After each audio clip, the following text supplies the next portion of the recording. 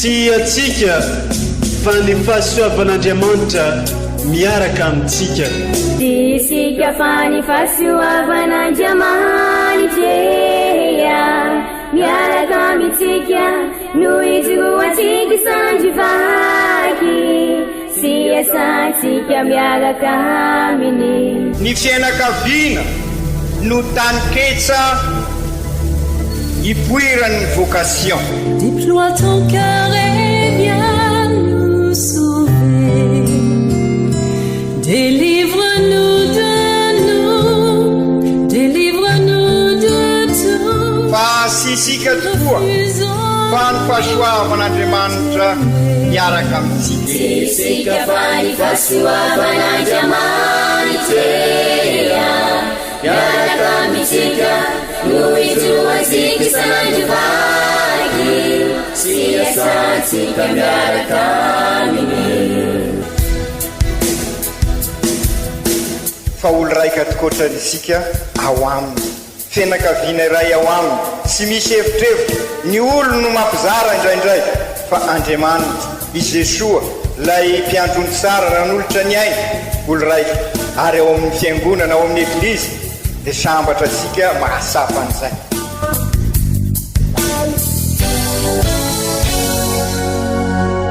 Olo araiky atsika atambatry ny fanahy masina kamiray, olo araiky ao amin'ny Kristy.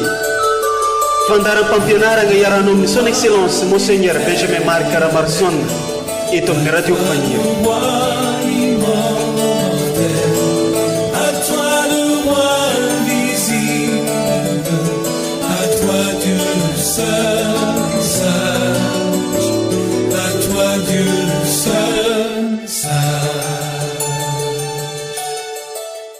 Mbola tsy sasatra ny mamerigny fiarabagna ho antsika jiaby zay magnaraka ny radio Fagniry amin'izao fotoagna izao.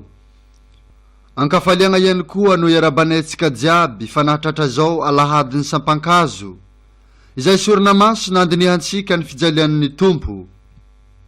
Ny toriteny sy fampianarana avy amin'ny ray aman-dreny dia Monseigneur Benjamin Marc Caramarson nondeha atolotrinay antsika jiaby rehefa aveo.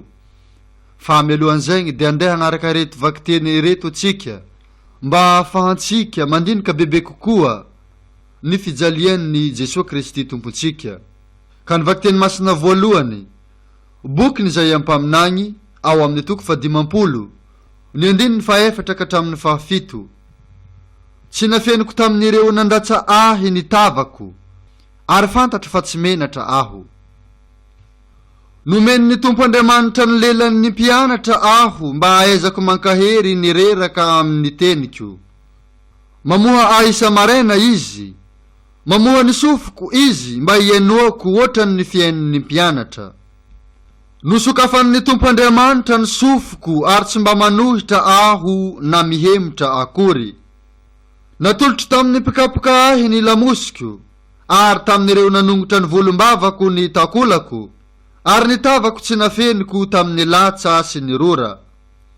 Fa ny Tompo Andriamanitra namonjy ahy ka ny latsa tsy nahaketraka ahy. Ka ny tavako nataoko nanahaka ny afo vato ary fantatro fa tsy homenatra aho. Izany ary ny tenin'ny Tompo, isaorana ny Andriamanitra.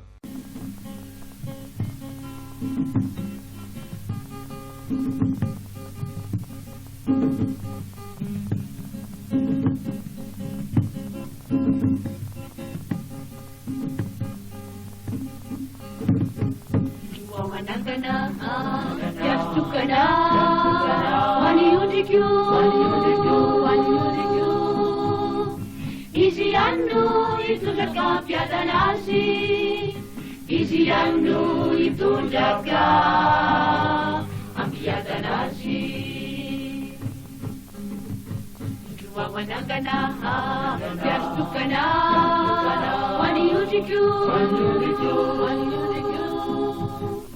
Iziannu itundaka piadanasi, Iziannu itundaka ampiadanasi.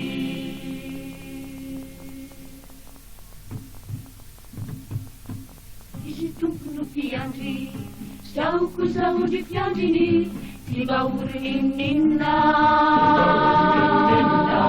Aribinu maisatari Nopelan sasatari Murunjan matuni Mitujani ayatani Mavelum buleri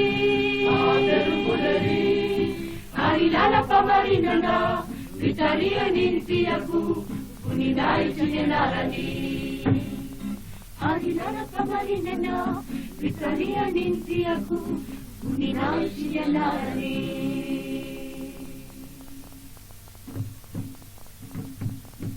Ramadhan luasa mafati Etimisya dauraku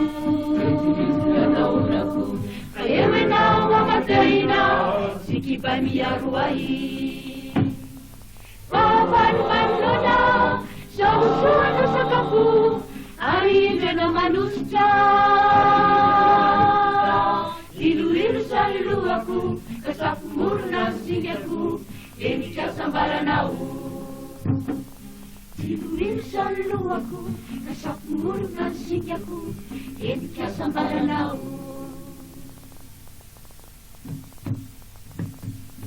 Indra pusia sambaranau Nung mampubanyakan aku Awatan bisitupu Nuhanen aku watani Aminya kuleja Wanilai tuputiga wajitini Wanisana kapiani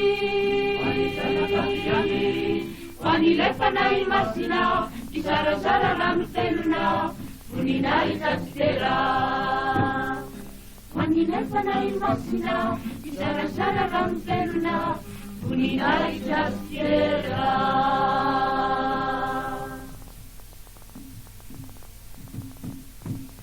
Wanangana Yastukana Waniyutikyu Isiannu itundaka piada nasi Isiannu itundaka piada nasi Wanangana Yastukana Waniyutikyu Isiannu itundaka piada nasi Isiannu itundaka piada nasi Isiannu itundaka piada nasi Isiannu itundaka piada nasi Vakten mas na faharoa Taratasin mas ndapole apôstôly io an'ny kristianina tany Filipo ao amin'ny toko faharoa ny 14 ka hatramin'ny 12 nilatsa-tenany ho ambany izy ka nasandratr'Andriamanitra ambony indrindra ry kristianina havana na dia tao amin'ny fomban'Andriamanitra aza i Kristy dia tsy nihevitra ny fitovian'ny saranga amin'Andriamanitra ho zavatra nobaboiny fa nialany izany tamin'izy naka ny fomban'ny mpanompo ka tonga mitovy amin'ny olombelona sy hita ho olombelona tamin'ny fisehoan'ny rehetra ary nilatsa-tenany ho ambany anaiky hatramin'ny fahafatesana dia fahafatesana tamin'ny azo fijaliana ho valin'izany kosa dia nasandratr'Andriamanitra ambony indrindra izy sy nomeny anarana mihoatra ny anarana rehetra mba handohalika amin'ny anaran'i Jesosy avokoa ny lohalika rehetra na ny any an-danitra na ny ety an-tany na ny any ambany ary mba hanaiky avokoa ny lela rehetra fa i Jesosy Kristy dia tompo efa niditra any amin'ny voninahitr'Andriamanitra ray izany ary ny tenin'ny tompo isaorana ny Andriamanitra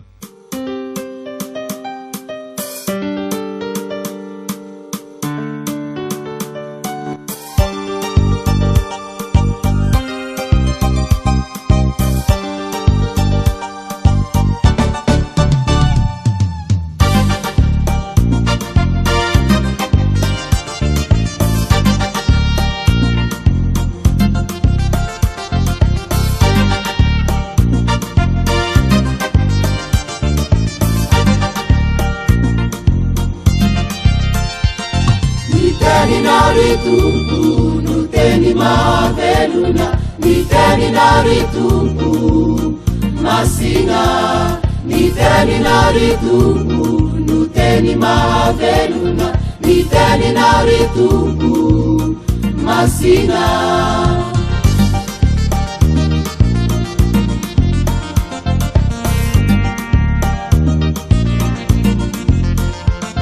ny teninary tompo no teny mavelona ny teninary tompo masina ny teninary tompo no teny mavelona ny teninary tompo masina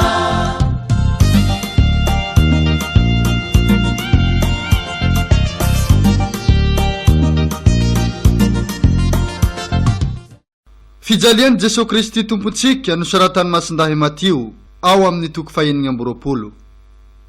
Ary tamin'izay ny anankiray tamin'ny 12 lahy atao hoe Jodasy Iskariota nankany amin'ny londohan'ny mpisorona ka nanao taminy hoe omenareo ohatrinina aho dia atolotra anareo izy.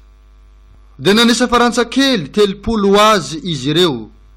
Hatramin'izay dia nikendry izay hamadihana azy izy.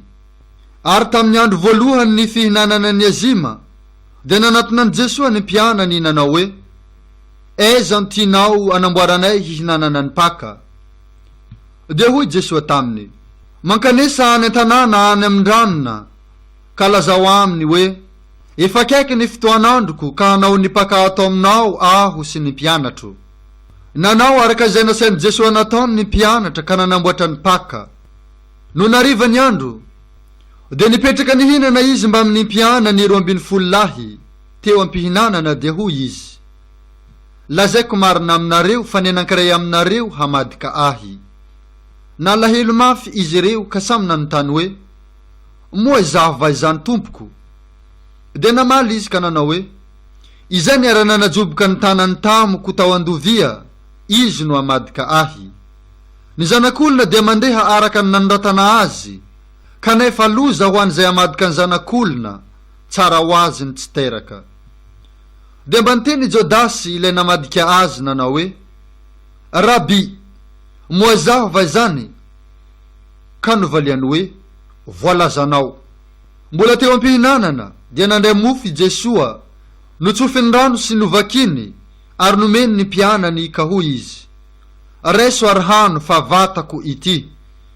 Raha efa izany dia nandray ny kalisy izy ary rehefa nanao fisaorana dia nomeny azy ireo nataony hoe isotroanareo rehetra fa rako ity. Dia ny rano fanekena vaovao izay alatsaka ho an'ny maro famelan-keloka.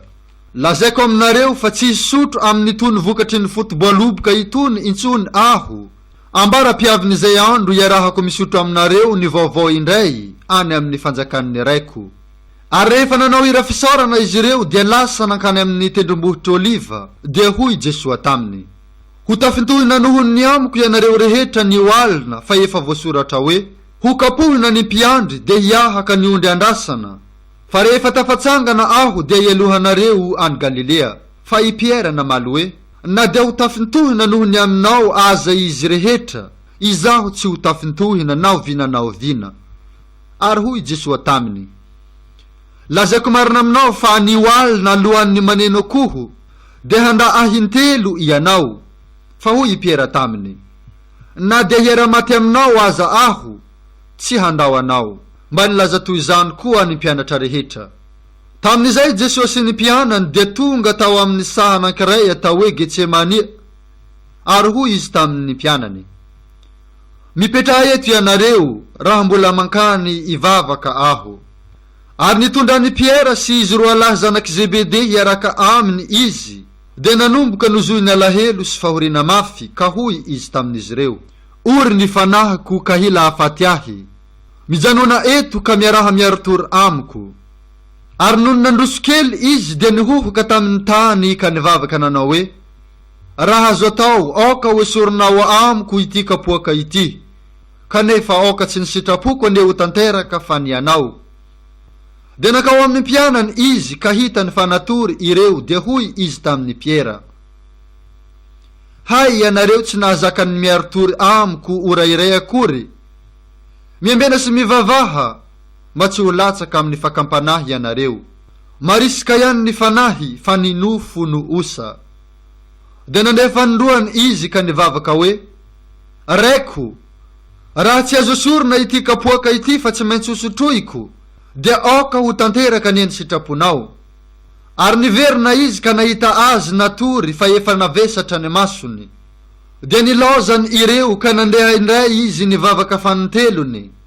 Ary niteniny teo no naveriny izay vao nankeo amin'ny mpianany izy ka nanao taminy hoe, matory amin'izay ianareo ary miala sasatra. Indro efa antomotra ny fotoana ary efa atolotra eo an-tanan'ny mpanota ny zanak'olona. Mitsangana ianareo, andeha isika fa efa akaiky ilay amadika ahy. Raha mbola niteny izany izy dia indro tamy Jodasy isan'ireo 12 lahy. Arahiny vahoaka be nitondra sabatra sy langilangy, nirahiny ny lohandohan'ny mpisorona sy ny loholona. Efa nomeny ilay mpamadika famantarana toy izao izy ireo, izay horohoko no izy ka sambory. Ary niaraka tamin'izay dia nanatinan Jesoa izy ka nanao hoe, Arahaba rabi. De nanorika azy izy ary hoy Jesoa, Risakaiza, haninona ty anao? Tamin'izay dia nanatona ny sasany ka nisambotra ny Jesoa sy nahazona azy. Ary indro ny anankiray tamin'izay teo amin'ny Jesoa nandray ny sabany, dia namely ny mpanompony lehiben'ny mpisorona ka nahafaka ny sofiny anila ka hoy Jesoa taminy, ampidiro amin'ny trano ny sabatra ao fa izay rehetra amely amin'ny sabatra dia ho fatin'ny sabatra.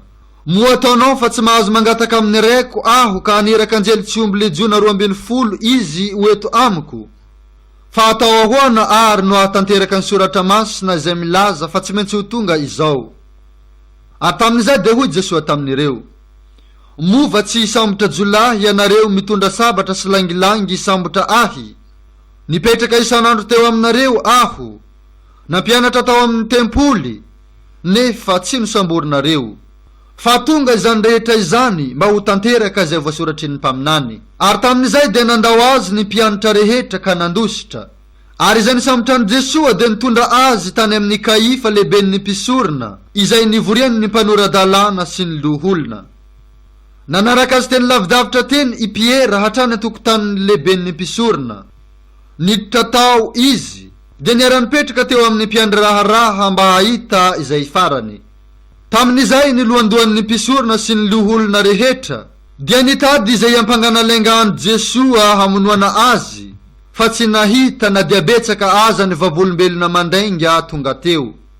No ny farany dia nisoroa tonga ka nanao hoe, ilay io nilaza hoe, mahay mandrava ny tempolin'Andriamanitra aho ary mahay manangana azy amin'ny ateloana indray. Dia nitsangana ilay lehiben'ny mpisorona ka nanao taminy hoe, nahoana no tsy valianao zany fiampanganireo anao zany? Fa tsy niteny Jesoa ary hoy ilay lehiben'ny mpisorona, mandidy anao amin'ny anaran'Andriamanitra velona aho ilaza aminay raha ianao no Kristy zanak'Andriamanitra. Dia hoy Jesoa taminy, voalazanao, ary lazaiko aminareo koa fa indray andro any ianareo hahita ny zanak'olona mipetraka eo ankavanan'Andriamanitra be fahefana sy avy eo amin'ny rahon'ny lanitra. Tamin'izay dia norovitin'ilay lehiben'ny mpisorona ny fitafiany ka hoy izy, nitendratsian'Andriamanitra izy ka ho anay indray no ilantsika vavolombelona. Indro efa renay ny fitenenany ratsian'Andriamanitra, ahoana ny hevitrareo? Ary ireo namaly nanao hoe, mendrika ho faty izy. Dia nororany ny tavany ka nasiany totohondry izy. Ary ny sasany sady namely te hamena azy no nanao hoe, vinanio ry Kristy iza no namely anao. Tamin'izany i Piera nipetraka teo alatrano, ary nisan-kizivavy anankiray nanontany azy ka nanao taminy hoe, ianao koa naman Jesoa Galiliana? Fa novaliany teo anatrehan'izy rehetra izany ka hoy izy, tsy fantatro izay lazainao. Tsy fantatro izay lazainao. Tsy fantatro izay lazainao. Dia nakeo ambavahady izy ndeha hitsoaka, fa hitan'ny ankizivavy anankiray hafa koa ka nolazany tamin'ny olona teo hoe, ity koa naman Jesoa Nazareana. Fa nandafandroany indray izy sady nianiana nanao hoe, tsy fantatro izany lehilahy izany. No ny afaka kelikely dia noaton'ny olona teo i Piera ka nolazany hoe, marina tokoa raha tsy namany ianao fa na dia ny fiteninao aza dia ampy hahalalana izany. Ary tamin'izay dia sady niozona izy no nianiana fa tsy fantany izany lehilahy izany. niaraka tamin'izay naneno ny akoho ka tsaroan'ny Piera ny tenin'i Jesosy nanao hoe alohan'ny maneno akoho dia andao ahintelo ianao, dia nivoaka izy ka nitomany fatratra. Ary noho ny maraina ny andro dia niara-ny hevitra zay afaten'i Jesosy ny lohandohan'ny mpisorona rehetra sy ny loholona. Ary rehefa nafatony izy dia nenti ny kanatolony any Pontsy Pilaty gobernora. Tamin'izay Jodasy ilay namadika azy raha nahita fa noelohina izy dia nanenina ka namerina ny farantsakely 30 tamin'ny lohandohan'ny mpisorona sy ny loholona nanao hoe nanota aho fa nanolotra ny raha marina, fa ireo nanao hoe ao anay zany fa asanao. Dia natsipiny tao amin'ny tempoly ny vola ka lasa izy nanao tadimody nanantontena, ary nalainy lohandohan'ny mpisorona ny vola ka hoy izy tsy azo alatsika amin'ny rakitra masina izany satria vidindra. Ary noho niara-ny hevitra izy dia namidiny ny sahan'ny mpanao vilany ny vola atao fandevenam-bahiny. Izany no anaovana io saha io mandrakandroany hoe haseldama na hoe sahandra. Ary tanteraka tamin'izay ny tenin'ny Jeremia mpaminany nanao hoe dia nalainy ny vola 30 vidin'ilay nitambazan'ny zanak'Israely ka nomeny amidy amin'ny sahan'ny mpanefy vilany araka ny nandidian'ny tompo ahy. Dia nentina teo anatrehan'ny gobernora i Jesosy ka nanontanian'ny gobernora hoe ianao vanimpanjakan'ny Jody? Hoy Jesosy taminy voalazanao. Fa ny fiampanganana ataon'ny lohandohan'ny mpisorona sy ny loholona azy no tsy nivaliany kely akory ka hoy Pilaty taminy tsy renao va izany zavatra maro iampangananao zany?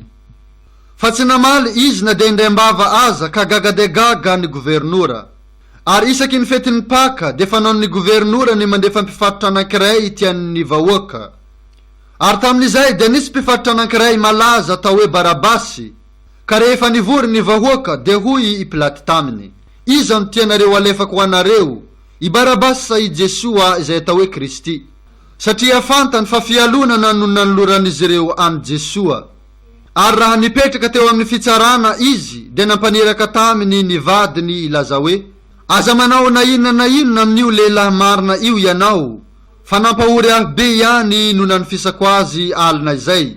Tamin'izay ny lohandohan'ny mpisorona sy ny loholona nahatarika ny vahoaka angataka ny Barabasy sy ampamona an Jesosy.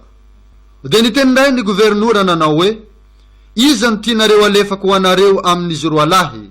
Dia hoy izy ireo i Barabasy. Ary hoy i Pilaty taminy ahoana kosa ary no ataoko amin'ny Jesosy izay atao hoe Kristy? Hoy indray izy rehetra aoka ho fantsihana amin'ny azy fijaliana izy. Hoy ny gobernora fa inona ary no ratsy nataony? Dia voamenka ny orakoraka izy ireo nanao hoe fantsiho amin'ny azo fijaliana izy. No nitan'ny Pilaty fa tsy nahomby izy fa voamenka ny tombo aza ny tabataba dia nampakarano izy ka nanasa tanana teo anatrehan'ny vahoaka ary nanao hoe afatsiny amin'ny raha n'io lehilahy marina io aho fa raharahanareo. Dia namaly ny vahoaka rehetra nanao hoe aoka ho aminay sy amin'ny zanakay ny rany. Tamin'izay dia nalefa ny Barabasy ary Jesosy no ny efa nasainy nokapohina dia natolony azy ho fantsihana amin'ny azo fijaliana. Tamin'izay dia nentin'ny miaramilan'ny gobernora ho any amin'ny toerana fitsarana i Jesosy sady novoriny andidina azy ny miaramila namany. Dia nendrahany ny fitafiany ka nampitafiny kapoty jaky izy ary nandrandrana felohatsilo azy izy ireo dia nasatrony ny lohany sady nampitanany volotara ny tanany havanana. Raha efa izany dia nandro alikankila teo anatrehany izy ary naneso azy hoe arahaba ry mpajakan'ny Jody. Dia nororany izy ary nalainy ny volotara ka nikapohany ny lohany. No ny efa nolalaovany toy izany izy dia nesorony ny kapoty ka nampitafiana azy indray ny fitafiany ary nentiny ho fantsihana amin'ny azo fijaliana izy. Rehefa tafavoaka ny tanàna dia nifanena tamin'ny lehilahy sirenehany anankiray atao hoe Simona izy ireo ka notereny io ilanja ny azo fijalian'i Jesosy. Ary no ny tonga teo amin'ny tany atao hoe Golgota izay atao hoe tanin'ny karandoha dia nomeny divay izy miaro afery ho sotroiny fa noho ny nandramany dia tsy nety nisotro izy. Ary rehefa voafantsika tamin'ny azo fijaliana izy dia nanaovany loka no fizaran'ny fitafiany mba ho tanteraka ny teny voalazan'ny mpaminany hoe nozarainy ny fitafiako ary nilokany ny akanjoko dia nipetraka niambina azy izy ireo. Teo ambonin'ny lohany dia nasiany soratra milaza ny nanamelohana azy manao hoe ity no Jesoa mpanjakan'ny Jody. Nisy jolahy roa niarahany fatsihana taminy tamin'azy fijaliana. Ny anankiray teo ankavanany ary ny anankiray teo ankaviany, ary izay nandalo dia nifikifidoha nanevateva azy nanao hoe, ialahy ilay mandravany tempolin'Andriamanitra sy manangana azy anatin'ny ateloana ity. Vonjeo le tiany tenany Elara zanak'Andriamanitra ialahy miala amin'ny azy fijaliana. Ny lohandohan'ny mpisorona sy ny mpanoradalàna ary ny loholona dia naneso azy koa nanao hoe, ny sasany no vonjeny fa ny tenany kosa tsy hainy vonjena. Raha mpanjakan'ny Israely izy, dia aoka idina iala aminazy fijaliana ankehitriny dia hino azy isika. Natokan'Andriamanitra izy, ka raha tia azy Andriamanitra dia aoka nafaka azy ankehitriny, satria zanak'Andriamanitra aho hoy ny filazany. Dia nandratsy azy toy izany koa ireto jolahy roa izay niaraka ny fatsihana taminy taminazy fijaliana. Ary hatramin'ny ora fahenina ka hatramin'ny ora fahasivy dia rakotra nihezina ny tany rehetra. No ny tokony ho tamin'ny ora fahasivy dia nantsomafy Jesoa hoe, Eli, Eli, lama sabaktani, izany hoe, ry Andriamanitro, nahoana no dia nilozanao aho. Raha nandray izany ny sasany tamin'izay teo dia nanao hoe, miantso any Elia ilay ty. Dia niazakazaka niaraka tamin'izay ny anankiray tamin'izy ireo ka nandray spongy.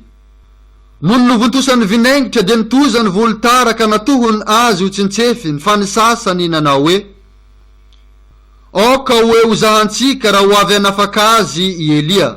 Ary niantso tamin'ny feo mahery indray Jesoa dia nialaena. Ary indro fa nisasaka roa hatrany ambony ka hatrany ambany ny efitra lamba tao amin'ny tempoly.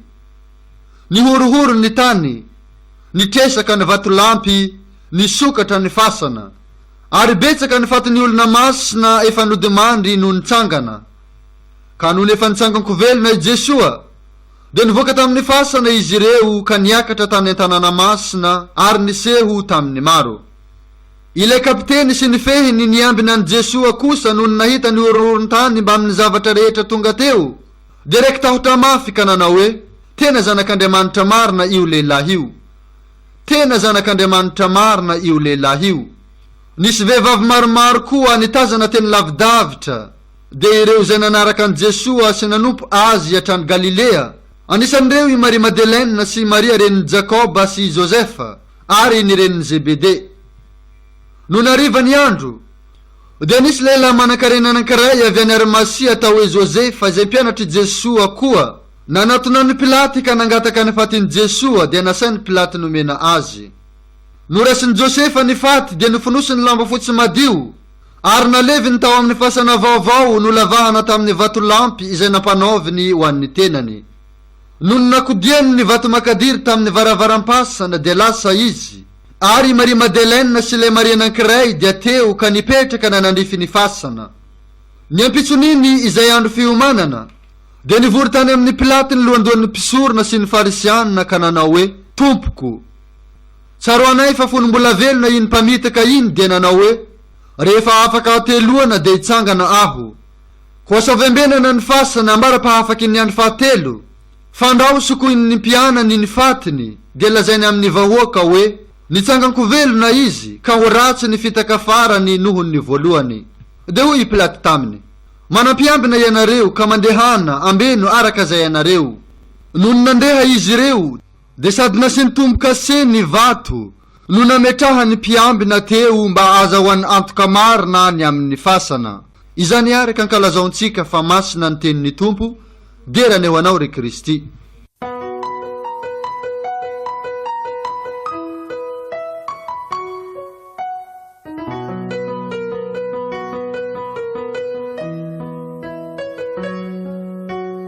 Ry kristianina havana, miditra amin'ilay herinandro lehibe amin'ny tantaram-pamonjena isika amin'izao alahadiny sampakazo izao. Ary araky ny averimberina amintsika matetika dia averina eto satria fotoan-dehibe tokoa araky ny voalaza teo izao idirantsika izao. Rehefa isika no mankalaza dia sy hoe mahatsiaro fosiny ilay zavatra nitranga tamin'izay fotoana izay, fa noho ny fanetana ny fanahy masina dia mivelona azy isika, ary dia izay no irin'ny fiangonana ary entanin'ny eglizy, irin'ny eglizy ho antsika amin'izao herinandro masina izao, fa indrindra moa amin'ity taona izay andalinasika manokana any Jesoa mpiarabelona amintsika. Ka ino ary i Jesoa miditra ao Jerosalema, ary dia izay no ankalazaisika anio, ary izay no mahatonga antsika manambara fa alahadiny sampakazo izao ankalazaisika izao. Alahady ny sampakazo izany hoe ireo olona tao Jerosalema dia nitondra sampakazo, nitsena an Jesoa ary niaradia am Jesoa niditra ao Jerosalema nandray azy ho mpanjaka. Ary dia izay tokoa i Jesoa mpanjaka izy, miditra amin'ireny vohitry ny fanjakany dia Jerosalema, lay tanànany fiadanana, lay tanàna masina. Ka isika koa ary ry kristianina havana miaraka amin'ny Jesoa isika niany ty miditra ao Jerosalema, miorakoraka miaraka amin'ireo jody tamin'izay fotoana izay, ka manao hoe hozana hozana.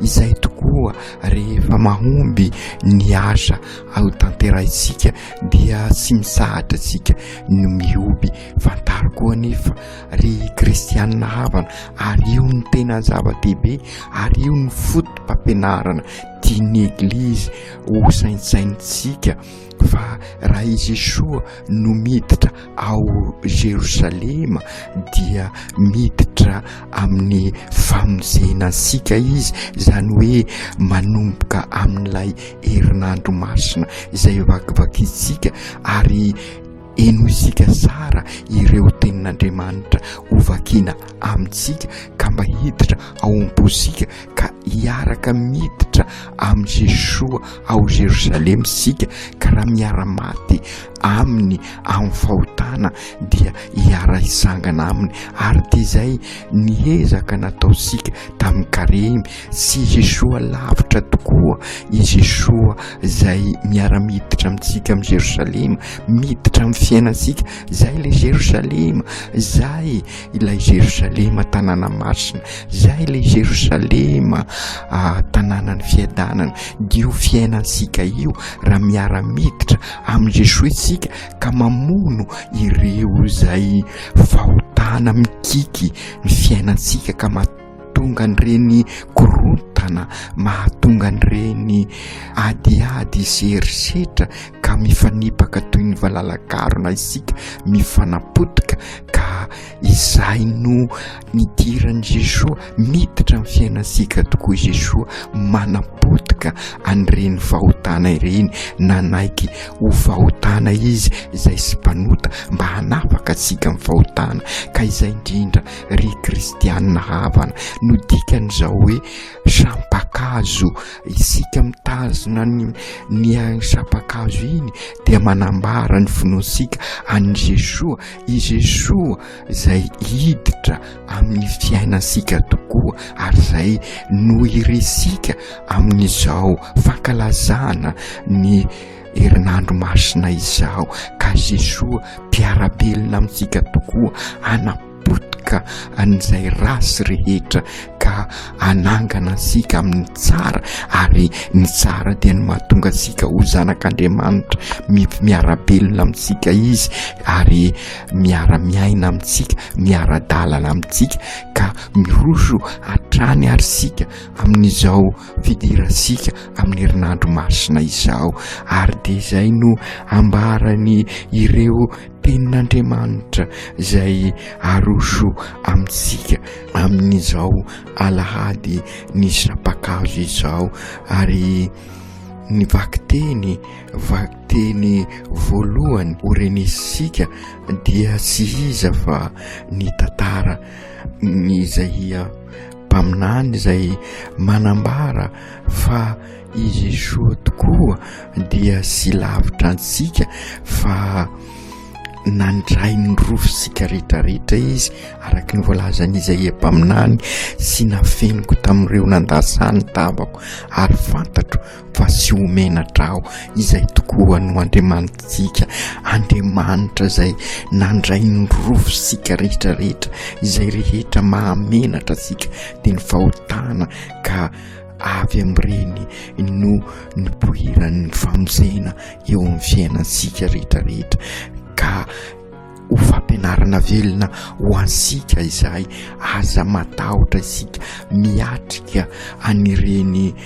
adi-piainana ireny fanapotehana ireny fa aoka isika izoro ho vavolombelona sy atahotra ka sy homenatra ary anambara mandrakariva ny finosika ary dia izay izy soa hoy masindahapoly nilasaka farany ambany izy mba andray asika rehetrarehetra mba ampiakatra asika ho eo amin'ny fiainana sarasara kokoa dia sinona izay fiainana sara izay fa dia ny mahatonga asika ho zanak'Andriamanitra hoy masindahapoly ao amin'ny vakiteny faharoa manana ny toetra maha-Andriamanitra azy tokoa i Jesosy nefa sy noheveriny ho izay no zava-dehibe fa nialany zany ka naka ny fomba ny mpanompo izy mba anandratra sika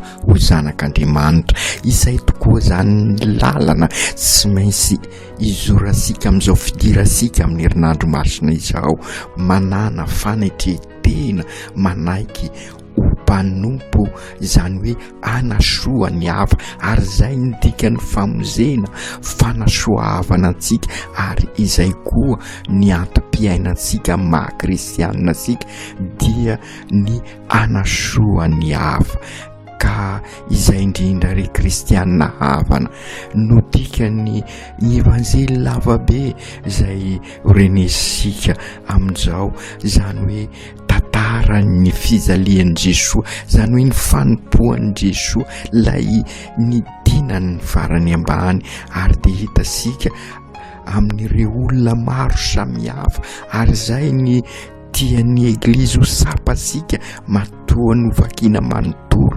aiza amin'ireo olona maro samihafa ireo nitoerasika ao ireo zody izay tsy ny izay nanao hoe hozana nefa avy eo indray fantsio aiza ny misy asika tahaka ny Piera ve izay nanda intelo kanefa nibebaka ihany koa tahaka ny Jodasy izay namadika ve anjarasika ary amin'izao fidirasika amin'ny herinandro lehibe amin'ny famojena no mandinika ny fiainansika satria io fiainansika io iaho teo am-piandohana midikany hoe fidiran'i Jesosy ao Jerosalema voavy nankalaza ny pèlerinage ny montagne de Francis sika hitasika avy eny ambony eny ny tanànansika amin'izao ary dia asain'ny eglizy sika amin'izao herinandro masina zao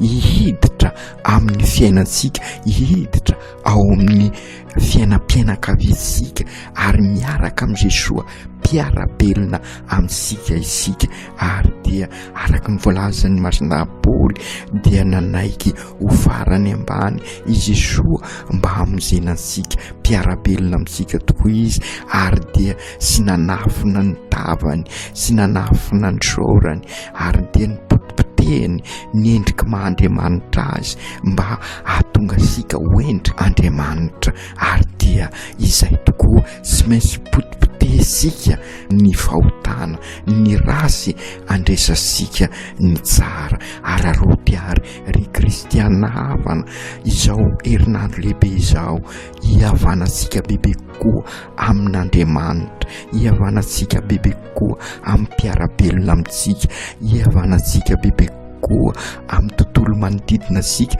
ka inona mondikan'izay fihavanana izay zany hoe anaza ny mahazanak'Andriamanitra sikisika, ivelona ny mahazanak'Andriamanitra sikisika ka raha miara-maty amin'ny Kristy amin'ny fahotantsika dia hiara-sangana aminy koa amin'ny Paka, ary dia Paka hitondra sika amin'ilay fiadanana. Zay le Jerosalema, tanàna masina, tanàna ny fiadanana, ka ny Paka hitondra sika amin'ny fiadanana. Zany hoe hiara-pelona amin'ny Jesoa fiadanana isika, ka fiadanana ny eo enivon'ny eglizy kely dia ny fianakaviana, ho fiadanana ny eo enivon'ny fiarahamonina amin'ny toeram-piasana, any amin'ny sekoly, any amin'ny eglizy fototra, eglizy iraka, eglizy fiombonana, ka enganie hiara hiditra amin'ny Jesoa ao Jerosalema isika, ka hiara hisangana aminy tokoa, ka ho Jerosalema vaovao no hiainasika. Zany hoe lay batemy zay avoasika amin'ny sabosy marsina, ny tokony ataosika tamin'ny batemy dia batemy ivelomasika amiaraka amin'ny Jesoa, mpiara-belona amintsika. Aoka tanteraka zany amin'ny anaran'ny Ray sy ny Zanaka sy ny Fanahy Masina. Amen.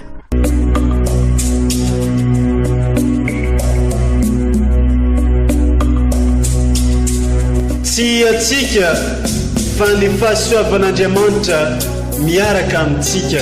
Isika fa ny fahasoavan'Andriamanitra miaraka amintsika, no izoatsika sandrivaky, sy asantsika miaraka aminy. Ny fianakaviana no tany-ketsa ipoiran'ny vocation. Déploie ton cœur et viens nous sauver. Délivre-nous de nous, délivre-nous de tout. Fa sisika tokoa fa ny fahasoavan'Andriamanitra miaraka amintsika. Sisika fa ny fahasoavan'Andriamanitra miaraka amintsika, no izoatsika sandrivaky, sy asantsika miaraka aminy. Fa olo raika tokoatrany isika ao aminy, fianakaviana iray ao aminy, sy misy hevitrevitra ny olo no mampizara indraindray, fa Andriamanitra i Jesoa lay mpiandrony tsara nanolotra ny aina olo raika, ary ao amin'ny fiangonana, ao amin'ny eglizy dia sambatra sika mahasapan'izay.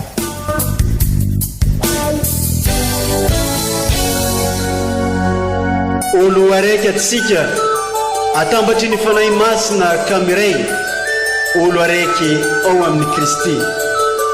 Fandaram-pampianarana iaranao amin'ny son excellence Monseigneur Benjamin Marc Caramarson eto amin'ny radio Fagniry.